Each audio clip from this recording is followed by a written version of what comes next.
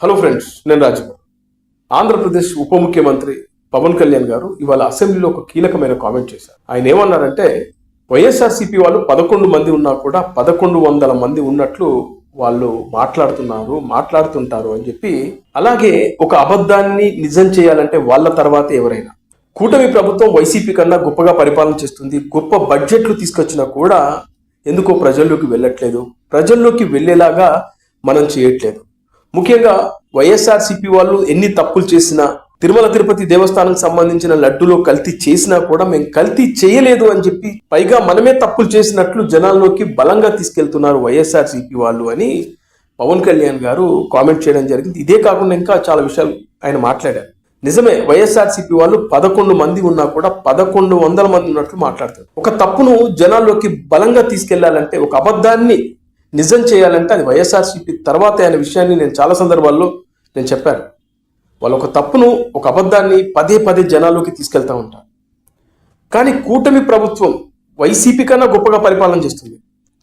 వైఎస్ఆర్సీపీ 5 సంవత్సరాల అధికారంలో ఉన్నా కూడా ఈ 18 నెలల్లో డెవలప్ చేసినంత 5 సంవత్సరాల్లో వాళ్ళు చేయలేకపోయారు. అంతేందుకు, పవన్ కళ్యాణ్ గారు తీసుకున్న శాఖలు ఈ వైఎస్ఆర్సీపీ 5 సంవత్సరాలు ఏవైతే పంచాయతీరాజ్ శాఖ కానీ, లేదంటే గ్రామీణ నీటిపారుదల శాఖ కానీ, అటవీ శాఖ కానీ, ఇలా పవన్ కళ్యాణ్ గారు తీసుకున్న ఈ 5 శాఖలు వైసీపీ హయాంలో కూడా వేరే వాళ్ళు చేశారు. కానీ పవన్ కళ్యాణ్ గారు చేసినట్లుగా వాళ్ళు చేయలేదు.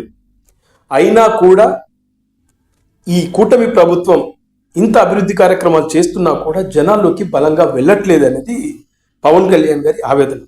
ముఖ్యంగా ఆయన ఇంకో మాట ఏమన్నాడంటే, మనం వివిధ కులాల నుంచి వచ్చిన వ్యక్తులు, కులాల చాటున మనమే ఎవరికి నచ్చినట్టు వాళ్ళు రాజకీయం చేసుకుంటూ పోతే ఇక మనం పల్చన కామ. కూటమిలో రకరకాల కులాలు ఉన్నాయి, మనం అందరం కలిసికట్టుగా ఉన్నప్పుడే కదా ఈ ప్రభుత్వం చేసేటువంటి పనులు కానీ, ఇంకా ఆంధ్రప్రదేశ్ డెవలప్మెంట్ కానీ అదేవిధంగా ప్రజల్లోకి బలంగా వెళ్తుంది. కానీ అందరం ఒకే తాటిపై వెళ్లకుండా ఎవరికి నచ్చినట్లు వాళ్ళు రాజకీయాలు చేస్తూ ఉంటే కూటమి ఎక్కడ బలంగా ఉంటుంది, బలహీన పడిపోతుంది కదా అనేది పవన్ కళ్యాణ్ గారు చేసిన కామెంట్. పవన్ కళ్యాణ్ గారు ఇంకో మాట ఏమన్నారంటే, వైఎస్ఆర్సీపీ వాళ్ళు తిట్టాల్సిందంతా తిట్టేస్తారు, మళ్ళీ కులాల వెనుక దాక్కుంటారు అని అన్నారు.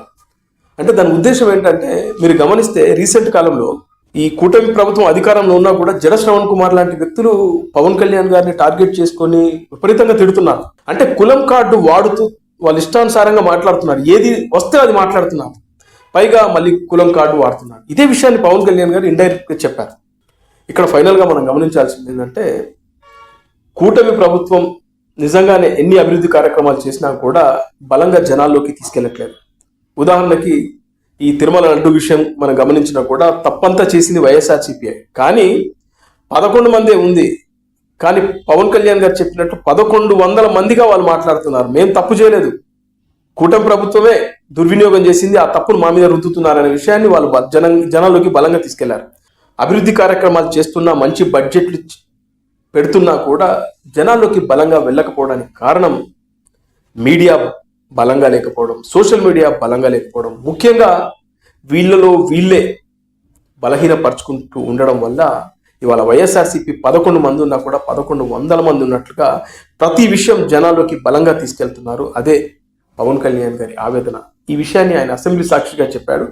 ఈ విషయాన్ని కూటమి ప్రభుత్వం సీరియస్గా తీసుకోకపోతే రానున్న రోజుల్లో కష్టకాలమే అనేది పవన్ కళ్యాణ్ గారి ఆవేదన. ఇది సంగతి.